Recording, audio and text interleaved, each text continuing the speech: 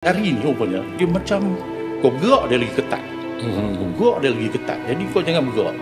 Lagi aku bergerak dia ketat, luka tangan. Memang berdarah tangan kalau kena gari. Dalam pembicaraan nanti, Cik Masyah buat macam orang gila. Tak tahu benda ni semua.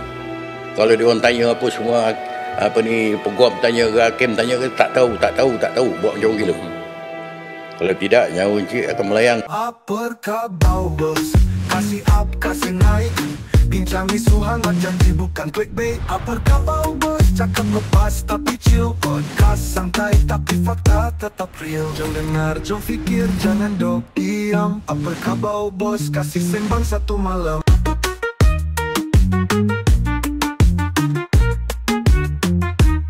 Apa khabar bos? Kita kasih gegau.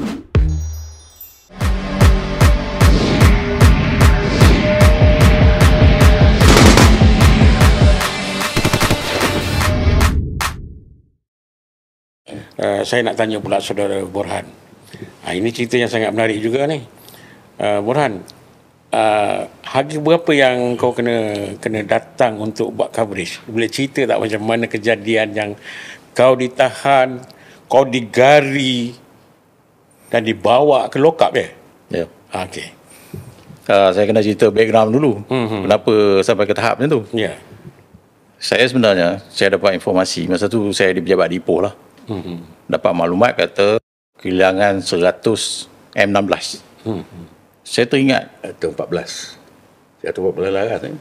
yang saya dapat maklumat 100 lah. Kita wartawan ni kita dapat maklumat secara umum lah. Ya. Saya ingat pernah sekali hilang selaras M16 saja, satu Malaysia kecoh. Bayangkan kalau 100 laras. Ini memang apa punya hal ni berlaku kan. Tapi maklumat ni tak disahkan lagi. Jadi saya pun pergilah. Pergi drive dari Ipoh sampai ke Gerik. Tanya. Betul ada kejadian tu. Saya pun telefon bos kat KL. Bos, ada 100 M16 hilang. Datuk Zaini lah. Datuk Zaini Hassan. Datuk Zaini Hassan. Kau stay sana, jangan balik. Saya sampai selai sepinggang. Dia kata jangan balik. Bila jangan balik, kita pun tak balik lah. Bila tak balik, kita wartawan gaji ciput. Baju nak beli, kita beli t-shirt pagoda. Dengan slipper Jepun. Slot spender yang paling murah kita beli lah untuk standby kan. Dan hotel pun tak ada kan masa tu? Hotel pun tak ada. Tidur atas kursi je kan.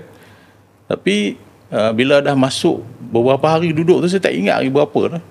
So baju yang pakai tu pun dah jadi macam Lusuh lah. Lepas tu saya pula pisau cukur tak beli. Jambang pun dah makin tebal. Lepas tu datang backup dari KL. Datang dengan Pajero, driver kita, pakai kepiah, janggut juga. Tengah masa tu kami duduk berdekatan dengan Balai Kati masa tu. Ada orang bagi information, kata ada serbuan dibuat oleh pasukan keselamatan di kampung Bendang Uji. So saya pun pergi dengan satu tim dengan Pajero utusan masa tu. Tak ada logo, dibuang logo sebab masa reformasi Pajero tu kena pecah dengan reformasi punya grup, sebab ada logo utusan. Jadi dibuang logo utusan. Rupanya masa sepanjang kes Al-Maunah ni, pasukan keselamatan tak pakai Pajero. Pajero ni dipakai oleh ahli kumpulan Al-Maunah. Nak dijadikan cerita ni kan? Iyalah. Rupanya Pajero dan saya telah dimark oleh pasukan keselamatan. Saya tak perasan. Bila saya pergi ke satu tempat tu, memang polis masa tu tengah buat serbuan kat situ. Biasalah wartawan kan. Ada polis lain kan. Kita tarik putus, kita masuk lah. Kita champion lah, hero kan. Masuk, tengok ramai polis. Tak berani lah. Ada rumah sebelah tu. Saya pun tanya orang sebelah tu. Baru tanya, orang tu keluar. Dia tengah makan nasi tengah hari. Tangan dia penuh nasi ni. Dia tengok muka saya, dia terkejut macam tu. Oh sudah, saya cakap. Apa hal ni? Saya pun tengok dia macam terkejut lain macam, saya pun berlalu dari situ. Tiba-tiba datang. Pegang baju, pegang beg, pegang seluar, pegang. Gari. Cakap, apa hal ni? Tanya soalan tak boleh? Sampai nak kena gari-gari, apa hal ni? Lepas tu, fotografer utusan, Hanafi. Hanafi. Saya jerit lah, ambil gambar. Dengan dia pun kena rampas kamera. Dia tak kena tangkap lah. Saya dibawa naik dalam kereta, Sungai Prok duduk sebelah saya, kiri kanan, tangan saya kena gari ke belakang. Ada seorang tu, dia cakap, tenang. Saya orang panggil Pak Long. Tenang. Dalam hati saya mencarut, tak tahu apa lori kan. Tenang apa, dah kena gari kan. Lepas tu bawa ke Balai Kati lah. Saya duk fikir kan, nanti lalu kat Balai Kati ramai wartawan, saya nak jenguk kepala, nak tunjuk lah. Tarik perhatian juga. Tarik perhatian wartawan semua. Tak ada harapan. Tangan kena gari, kepala kena tekan. Masuk balai, dalam kena gari kat kursi pula lagi. Lepas tu duk fikir, bila aku nak kena tendang melekat kat dinding ni. Dia kumpul keliling. Ni tanya soalan macam-macam pelik-pelik. Kalau kita tengok dalam filem tu, macam tu lah dia bertanya soalan. Bila bertanya, you orang mana? Saya beritahu lah kampung saya kat mana. Kau yang bagi malu kampung kita. Saya orang kampung tu. Rumah saya sebelah masjid. Masjid mesti ada rumah. Yalah. Dia mengaku orang kampung aku pula. Dia kata, hang bagi malu orang kampung. Mengakulah ni, kumpulan apa benda. Saya cakap, kumpulan apa? Kumpulan apa? Bagi tahulah. Saya pun tak tahu. Kalau saya tahu kumpulan apa, saya tulis dalam surat khabar. Lepas tu dia ambil beg saya. Beg saya tu semua kad ada. Kad wartawan lah, kad semua komplit. Saya buat kad komplit. Satu ni pun tak percaya. Walaupun dia tengok kad press pun dia tak percaya. Masa tu semua ketakutan. Tunjuklah kad apa benda pun. Last kali dia tunjuk foto feed salah seorang suspek, sebiji muka aku yang kena tembak cedera tu, ahli kumpulan Maunah tu, tak mati. Tu muka aku lah. Nama dia tak ingat. Lepas tu dia call Ketua Biro Ipoh, Nazri. Dia call, betul tak ada wartawan ni? Nasib baik Nazri tak buat lawak bodoh. Kalau Nazri kata buat lawak bodoh, habis kau kena tahan lagi lah. kata tak ada, masa tu dah 2 jam dah kena usaha siasat kan. Kalau dia kata tak ada, aku tak tahu jadi apa. Nasib baik dia kata ada, dia pun tak lepas lagi. Dia pun tak percaya lagi, kena gari lagi. Tiba-tiba ada satu pegawai polis Bukit Aman, dia ni berlakon gerak-gerak khas ni. Dia PR Tuan Anwar. Dia lalu aku jerit, Tuan, dia tengok, kau buat apa sini? Dia pun tangkap saya. Ni tangkap apa ni wartawan? Barulah gari dia pun buka. Berdarah dah tangan, kena gari. Berjam-jam kena usaha siasat macam orang gila. Ketika kejadian tu, Datuk Zaini tahu tak kau kena tahan? Tak ada siapa tahu lagi kena tangkap. Lepas kelang kabut tu, barulah ada orang bagi tahu lah, cameraman kita tu tak kena tangkap. Lepas tu Datuk Zul, masa tu dia lead the team, dan dia dapat tahu lah information tu. Dia relay the information lah. Tapi aku setingkat dalam lah kena gari.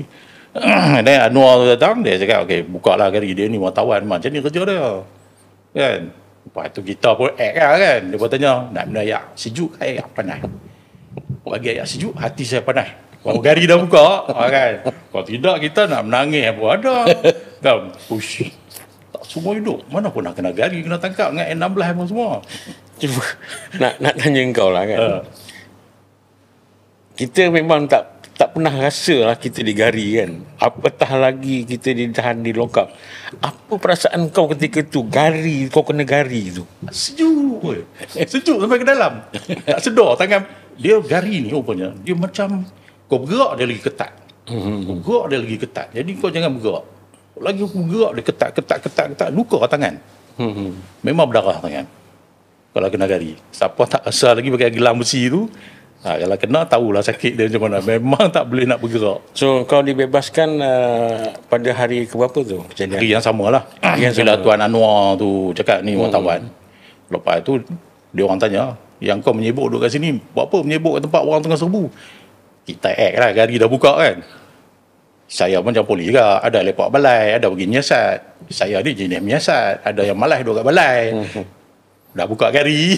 Kan sebelum tu tak berani ketak. Maknanya engkau buat liputan tu daripada hari yang kau kena tangkap tu sampai kumpulan Al-Maunah tu menyerah diri lah. Aku sampai dari awal lagi sampai habis lah ke apa. Tapi bila sidang akhbar ketua polis negara masa tu Norian Mai, Tan Sri Norian Mai, dia kata dia sahkan lah ada satu wartawan ditangkap sebab masuk kawasan larangan. Dia kata siapa dia terus bagi amaran, siapa wartawan yang masuk kawasan larangan ni kita akan tangkap. Masa dalam sidang akhbar tu aku dengar tu terbakar lah sebab dia orang salah tangkap. Dia nak tergelak lagi seorang ni, fotografer utusan arwah lah Nazuddin. Saya datang lah kereta Honda Civic.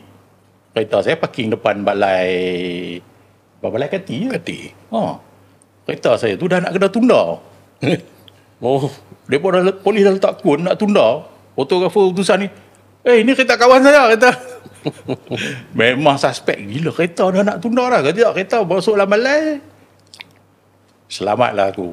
Aku dah bayang kan. Tapi masa mereka tangkap tu, mereka baca 117 kanun prosedur jenayah. Mana paling pun remat 14 hari. Yalah. Yang aku dah bayang kalau kena 60 hari lah IC. Habis lah nak bini semua tak tahu aku hilang kat mana. Betul lah. Bila dia baca 117, okey lah 117 lah. Tapi tak ada apalah, lepas tu bebas macam tu lah. Bebas lah. Sebab tu kau di sana tu, ada jumpa tak Abang Mat Syah? Tuan Mat Syah memang kita tak jumpa lah. Memang tak jumpa langsung. Cuma dengar cerita je lah. Tapi yang Tuan cerita tu memang sinkronis betul. Dengan lagu, itu memang taktikal betul lah. Tapi ada satu kejadian. Saya sebelum tu, saya lajak terus ke Greek. Bila di Greek tu, saya dapat tahu kumpulan ni ada di Jenali. Saya patah balik, saya berhenti kereta di sekolah tu lah. Saya pun berhenti kereta, nak pergi canggah naik ke bukit tu lah. Baru turun pada kereta, tiba-tiba keluar anggota komando daripada semua tu. Kalau dia tak keluar, kita tak nampak. Dia duduk, rupanya penuh. Dia orang ni kuadron tak tahu berapa layer. So yang saya dengar ni, Matthew ni terlajak daripada layer tu. Tu yang dia kena. Dia pun ni dah banyak lapis sampai ke tepi jalan tu. Bila dia keluar saja, saya terkejut. Saya pun mau buat ramah, tanya apa khabar apa semua. Muka serius nak mampu macam nak makan orang. Tak apa, terima kasih. Saya masuk balik lah kereta, start jalan tu. Lepas tu saya dengar dia ada walkie-talkie. Suruh hantar beg mayat. Saya cakap ni, tak ada hantar beg mayat ni. Ada mayat nak bawa turun lah tu. Ada lah ni yang dah mati lah. Bila saya dengar tu. Dan masa lepas tu saya menyusup. Duduk dengan orang kampung. Menyamar jadi anak buah kepada orang kampung kat situ. Duduk lah bawah rumah. Mak Munah punya orang ni tembak GPMG ni macam hujan. Peluru ni bertabur atas bumbung rumah orang kampung ni macam hujan. Tapi GPMG ni dia tak boleh tembak ke bawah, dia tembak straight tu. Lepas tu dia peluru yang keberapa tu dia ada macam api. Orang kampung kata udah pakai laser. Bukan laser, GPMG ada ingat pakai laser. Lepas tu bila nanti anggota tentera akan datang kutip peluru-peluru ni semua. Saya dah bawa rumah kat kampung tu. Duduk. Tiba-tiba ada military police datang. Tanya, "You siapa?" Saya kata, "Saya anak saudara ni." Lepas tu tanya kat pakcik tu, "Betul anak saudara?" "Anak saudara saya baru balik kampung." "Pakcik jangan tipu. Saya tahu dia ni wartawan. Saya nampak dia kat Greek tu." Saya cakap, "Cilaka ke?" Boleh bicara ya? Lah abang kau kan. Macam mana kau boleh kenal aku? Aku tahu kau wartawan. Kau tak payah tipu. Kau keluar. Keluar aku. Dia boleh cam muka aku masa dekat Greek tu. Dia boleh cam pakcik tu pun kantoi dengan aku kantoi semua. Kita kan biasalah menyusun nak cari maklumat kan. Yalah. Tapi cakap tu dia orang dalam kes ni. Tapi itulah pengalaman pahit kau lah. Buat liputan. Sebab lama dah ada pengalaman dalam bidang wartawan ni? Wartawan kalau sekarang ni masuk 30 tahun lebih lah. 30 tahun lebih lah. Tapi pengalaman ni dengan pengalaman Lahad Datu cerita lain. Double dahsyat pada ni.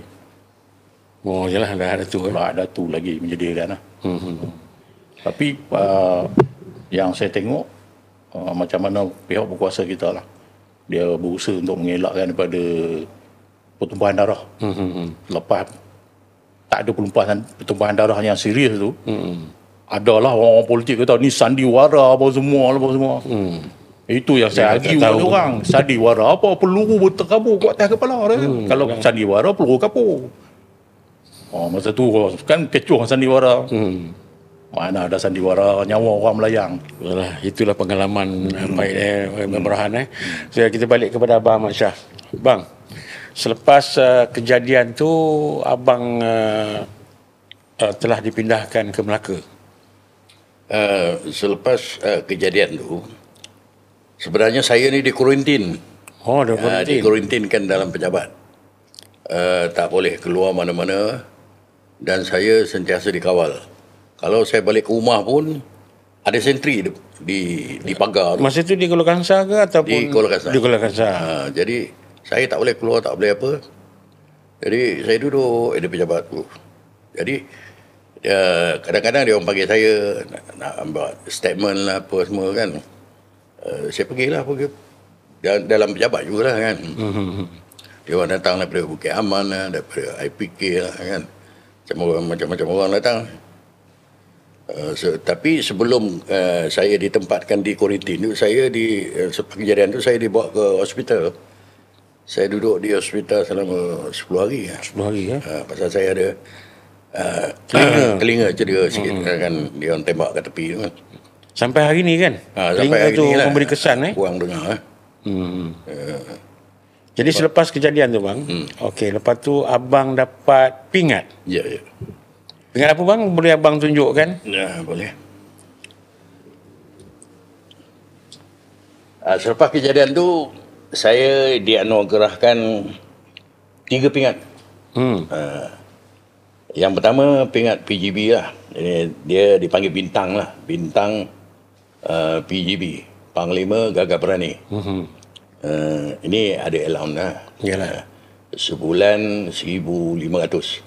Jadi sebelum tu pada mulanya allowance yang saya terima masa tu cuma 300 saja. Dulu kan. Dululah. Jadi masa kejadian saya tu Datuk Seri Najib dia sebagai Menteri Pertahanan. Masa kejadian itu pun dia datang ke tempat kejadian tu. Dia duduk kat sekolah tu kan. Selepas dia naik jadi Perdana Menteri, dia naikkan 500%. Dalam 300. Itu yang saya terima 1,500. Yang kedua ni BKT lah, Melaka bagi bintang khidmat terpuji. Yang ketiga ni Perak ni PKS, pingat keberanian handal. Kalau di state Perak, pingat ni nombor 1. Jadi masa saya terima dekat Istana Skandariah tu, sebelum orang lain terima, saya tu mendahului lah pergi ambil. Tapi tak ada allowance lah. Yalah. Lepas tu pingat daripada pasukan lah, PDRM dan servis lah. Itu je. Kemudian tu bang, berapa lama abang masuk mahkamah perbicaraan? Sebab abang satu-satunya saksi. Yang ni yang menarik ni. Jadi semasa pembicaraan dijalankan, sebelum berjalan yang pembicaraan ni, jadi Kapal Singh, ketua sebagai pembela dia orang kan, Mendiang, dia memohon mahkamah masa tu Hakim Zulkifli Makiuddin. Dia memohon dengan hakim supaya semua yang terlibat dalam kes Al-Maunah ni, saksi-saksi ke apa jugalah yang terlibat, pergi ke tempat kejadian. Kerana apa dia cakap dalam mahkamah tu, dia kata kalau saksi ini memang dia saksi penting, saksi yang pertama. Kalau dia bercerita saja, sedangkan kita ni yang lain-lain ni tak tahu keadaan ni macam mana, bentuk muka bumi dia apa semua, hutan dia macam mana, yang dia katakan ada sungai, macam mana sungai tu kita tak tahu. Jadi kita pergi sebanyak sedikit kita dapat gambaran tu, kata dia. Pergi tengok. Jadi kita pergilah ramai-ramai. Pergilah dengan konvoi apa, naik bas, termasuk dengan anggota Al-Maunah.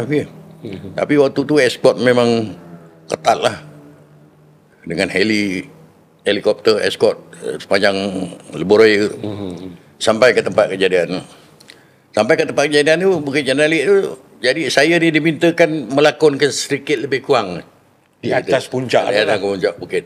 Saya lakon lah. Macam mana lagi, macam mana dia kena tembak, di mana dia kena tembak, di mana awak kena ikat. Dia kata macam tu lah. Di mana Matthew kena tembak. Saya tunjuk lah. Tunjuk tu. Lama jugalah, dalam 2 jam apa. Tapi tempat tu orang kata, dah lesak lah. Dia orang naik pergi balik dia orang tengok tempat kejadian tu. Selepas daripada tu orang ramai dah naik, dia tengok keadaan tu macam mana pasukan keselamatan dia yang dilarang lah. Kuasa larangan. So dalam mahkamah perbicaraan tu berapa lama bang? Ada lepas 2 tahun? Setahun? Dia tak lama, lebih kurang 3 bulan. Oh 3 bulan je? Ya, 3 bulan ya. 3 bulan penuh lah, tapi dia ada tangguh tu. 3 bulan penuh. Jadi saya, kalau tak salah saya, saksi yang ke-48. Walaupun saya saksi penting, tapi giliran saya yang ke-48. Pasal apa kejadiannya? Dia buat daripada Greek. Dia ikut. Sampaikan kedai makan yang tepi jalan tu pun dipanggil. Budak perempuan tu datang. Felda Lawin. Lawin. Jadi dalam pembicaraan ni, masa kena pada saya bila kata ada pembicaraan ni, sepena sampai kat saya kena pergi. Walaupun saya tak dipanggil keterangan, tapi saya kena pergi. Sekiranya ada yang memerlukan saya secara spontan untuk memberikan keterangan, dia akan panggil masuk. Jadi tiap-tiap kali pembicaraan saya pergi dengan escort apa semua siap lah. Kan? Sampai saya dekat Mahkamah Tinggi, UTK ambil saya lah, escort saya lah, macam-macam. Saya sampai nak pergi kat belakang kat tepi sungai kan ada warung. Tak bagi. Jangan cik tu. Nanti kan apa-apa dengan saya kena tanggungjawab. Jadi bang, selepas 3 bulan tu lah perbicaraan tu berjalan dan 4 anggota Al-Maunah tu telah dihukum gantung ya? Ya. Dan selepas keputusan mahkamah apa semua, dan abang masih lagi duduk di Kuala Kangsar ataupun telah dipindahkan ke Melaka? Jadi sebelum pembicaraan ni berjalan, saya dipindahkan, sebenarnya mula saya dipindahkan ke Bukit Aman. Tujuan dia Tan Sri Nur Mai cakap senang supaya saya ni boleh alik ke mahkamah di bawahnya kan, Mahkamah Tinggi tu. Jadi saya fikir saya waktu tu dah trauma kan. Saya minta tukar dengan Ketua Polis Perak, tak bagi. Pasal arahan dah keluar, arahan daripada KPN. KP Perak kata arahan daripada KPN awak kena tukar Bukit Aman. Saya tak boleh buat apa. Jadi saya berayu sana tak boleh, sini tak boleh. Last sekali saya telefon KPN. Yalah. Nur Ramai masa tu. Jadi saya telefon Tan Sri. Siapa? Ini Sarjan Muhammad Shah. Oh, yang kes Maunah unit kes Jandik tu. Apa kau nak? Telefon macam tu lah cakap dia. Ni Tan Sri, saya memohonlah supaya saya ni dapat ditukarkan ke Melaka. Pasal kampung saya di Melaka. Mana kampung kau? Kampung Jasin, Tan Sri. Tapi arahan dah keluar kan, kamu tukar di Bukit Aman. Ya Tan Sri. Siapa nak balik kampung? Saya kurang-kurangnya saya dapat bersama dengan keluarga saya, orang tua saya pun dah uzur apa, saya boleh menjenguk macam ni. Nantilah saya tengok dulu penjawatan. Kalau ada kosong awak tukar, kalau tak ada kosong awak duduk Bukit Aman. Kan. Dan akhirnya saya diterima tukar ke. Dia kata Tan Sri Nur Mai pun dia kata kalau tukar di Jasin tak ada kosong kata. Tapi di Melaka ada. Tak apa lah Tan Sri. Sama juga. Di Melaka Tengah. Saya IPK. Jadi saya pun ingatkan boleh lompat naik bas pergi tukar. Ops order. Sepanjang-panjang highway itu escort. Oh, safety ya. Saya saksi penting yang pertama. Yalah. Yang hidup. Yang main. Escort. Tapi bang, ada satu lagi perkara yang saya terlupa lah, termiss tu. Ya. Selepas kejadian tu, abang diugut. Ya. Ada cerita dia, waktu tu masa saya di kuarantin lah di Kuala Kangsar. Jadi ada telefon di rumah. Kan? Jadi telefon ni, operator dah sambung ke rumah. Kan? Jadi mungkin dia cakap operator tu dia ni macam cerita saya lah. Jadi saya jawab telefon tu, kata, siapa ni? Kata, Dia tanya saya, awak ni Cik Masya yang terlibat dalam kes Al-Mu'anah tu, ya. Macam ni lah, saya ni mewakili korporat daripada Penang lah, Abdul Rahman Maidin katanya lah, kan, seorang ahli korporat kita lah, kata dia. Jadi kita bersempati di atas kejadian yang menimpa pada Cik Masya ni. Jadi kita nak bagi sumbangan sikit lah, sebanyak 100,000, kata dia. Jadi Cik Masya bagi nombor akaun dia, kita akan masukkan duit. Jadi saya jawab balik, saya cakap, saya tak boleh terima sebulat-bulat macam ni. Tadi saya pun dapat arahan daripada ketua polis daerah, sekiranya ada orang nak bagi sumbangan apa semua, kita meraihkan sedikit, kata dia orang ni. Penghargaan lah kita bagi, korang pun jangan minum teh ke apa, itu ini di balai tu. Saya cakap macam tu dengan dia, tak apa, kata dia, kita tak perlu tu semua. Cik bagi nombor akaun, lepas tu kita akan masukkan duit 100.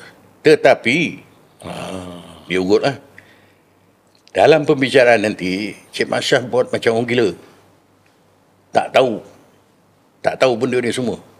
Kalau dia orang tanya apa semua, apa ni, peguam tanya ke, hakim tanya ke, tak tahu, buat macam orang gila.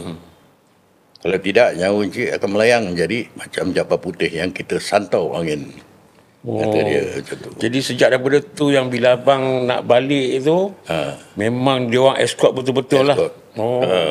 Jadi bila saya buat report di balai, benda ni dimaklumkan ke Bukit Aman. Bukit Aman menghantarkan beberapa orang anggota lah untuk detect kalau ada sekiranya panggil berulang kan. Tapi tak ada, tu ya sekali panggilan. Kan. Jadi lepas tu saya pun tukarlah ke Melaka.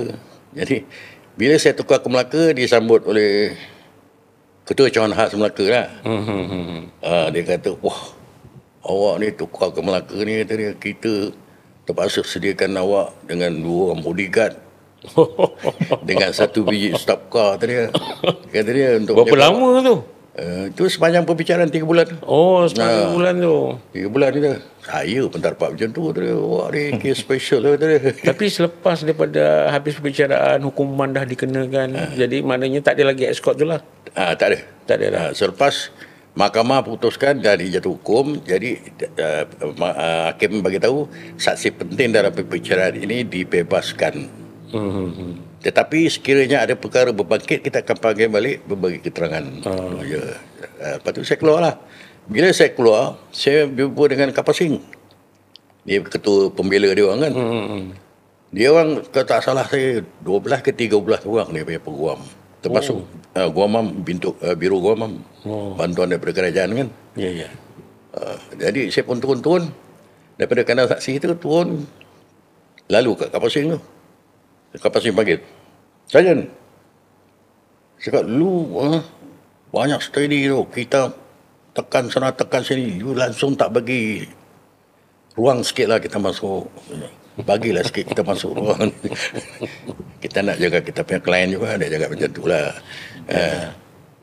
Tapi dia selut, dia angkat tangan, dia banyak steady lah. So bang, habis perbicaraan, abang tukar ke Melaka, berapa lama sebelum bersara? Berapa tahun berkhidmat sebelum bersara?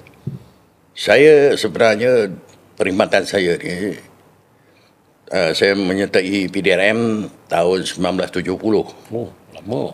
Tahun 70, selepas habis menjalani latihan, saya ditukarkan ke IPD Sekamat. Tapi tak lama Sekamat. Lebih kurang dalam 4 tahun, lepas tu saya diserapkan dalam pasukan polutan dan ditempatkan di Kem Bakri, Muar Johor. Selama 7 tahun. Dalam 7 tahun tu saya terlibat dalam operasi-operasi penganas company. Sampai ke Betung, selatan Thailand. Dan di kawasan Perak, Pahang, semua operasi. Satu komunis tengah rancak kan bergerak. Lepas tu saya dah tak tahan dah dalam polis hutan ni, masuk hutan keluar hutan aja. Memohon untuk keluar sebagai polis biasalah. Adik diterima dan saya menjalani kursus lagi keahlian di Jalan Semarak waktu tu kan. di Pelapul. Lepas tu saya diserapkan, tukarkan ke IPD Kuala Kangsar. Masa tu polis biasa juga.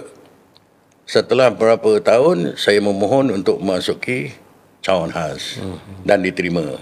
Dihantarkan balik ke pusat latihan Pelapul, menjalani latihan sebagai cawan khas. Tetapi saya diserapkan kembali ke tempat asal IPD Kuala Kangsar. Lepas tu balik ke Melaka, berapa tahun lepas tu besar? Balik ke Melaka, masa tu saya kuarantin lagi di Melaka ni.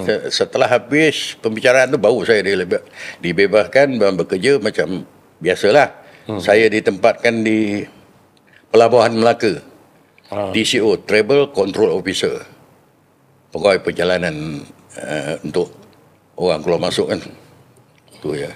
Dan saya bersara tahun 2007. 2007 maknanya 18 tahun Pak. Sekarang 18 tahun lah bersara. 73 tahun tengok segak masih lagi apa orang kata bertenaga. Dan saya juga kerap jumpa Abang Mak Syah ni di Melaka Raya. Tempat mengeteh, minum teh. So apa-apa pun bang, apa khabar bos? Kita punya podcast mengucapkan terima kasih kepada Abang Mak Syah yang sudi datang, dan juga sahabat saya Borhan dari Kuala Lumpur datang. Ni semata-mata nak support kita punya podcast kita. Itu tadi para hadirin sekalian, saya ingin ucapkan terima kasih kerana masih kekal dengan apa khabar bos. Dan jangan lupa untuk tunggu pada episod yang akan datang. Sekian, terima kasih. Apa khabar bos? Kasih up, kasih naik. Bincang isu hangat janji bukan clickbait. Apa khabar bos? Cakap lepas tapi chill. Podcast santai tapi fakta tetap real. Jom dengar, jom fikir, jangan dok diam. Apa khabar bos? Kasih sembang satu malam.